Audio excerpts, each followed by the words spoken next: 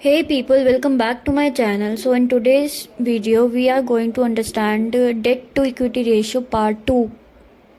The formula of debt to equity ratio is short term debt plus long term debt plus other fixed payments divided by shareholders equity. Some situations are given as follows, such as if debt to equity ratio is high. A high debt to equity ratio can be good because it shows that a firm can easily pay its debt obligations.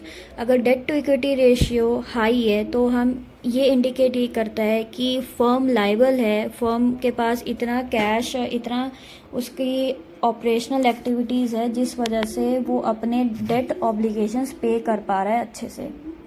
Another benefit is that the cost of debt is lower than the cost of equity.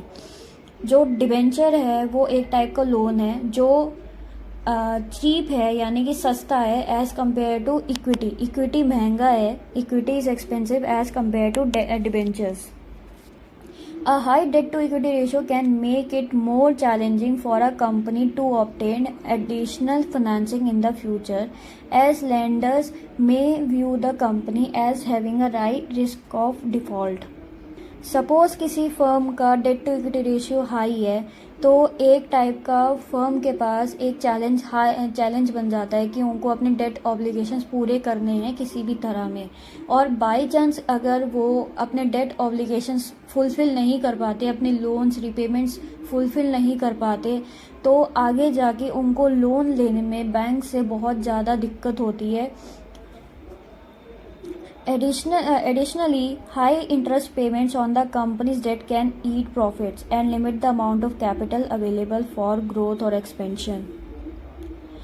अगर किसी firm के पास high interest payments है यानी कि उनको interest payments मतलब कि उनकी इंटरेस्ट पेमेंट जो है वो काफ़ी हाई है, तो जो अगर वो हाई है तो उनके ना प्रॉफिट्स कम कर देता है. प्रॉफिट से ही वो अपने इंटरेस्ट पेमेंट कर पाएंगे या लाइबिलिटीज़ पे ऑफ कर पाएंगे, तो उससे ना कंपनीज के प्रॉफिट्स कम हो जाते हैं और लाइबिलिटी की अमाउंट कैपिटल की अमाउंट जो बचा हुआ कैपिटल है, जो बचा हुआ प्रॉफिट है वो कम हो जाता है, और वो जो बचा हुआ प्रॉफिट है वो आगे अच्छे से यूज़ नहीं हो पाता फ्यूचर एक्सपेंशन के लिए, या आगे जाके बिजनेस ऑपरेशनल्स में अच्छी तरह से यूज़ नहीं हो पाता.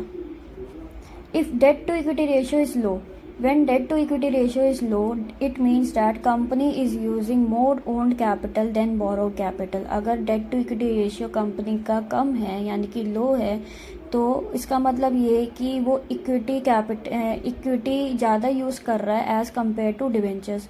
It also means that the company shareholders equity is in excess and it does not need to tap its debts to finance its operations and business.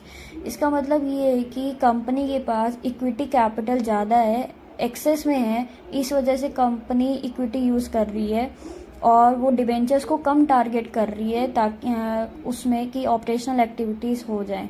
Operational activities के लिए वो इक्विटी कैपिटल का ज़्यादातर use कर रहे हैं.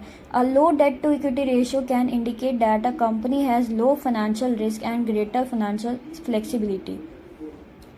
जो low debt to equity ratio है वो ये बताता है कि कंपनी का फाइनेंशियल रिस्क कम है और फाइनेंशियल फ्लेक्सिबिलिटी बहुत अच्छी है.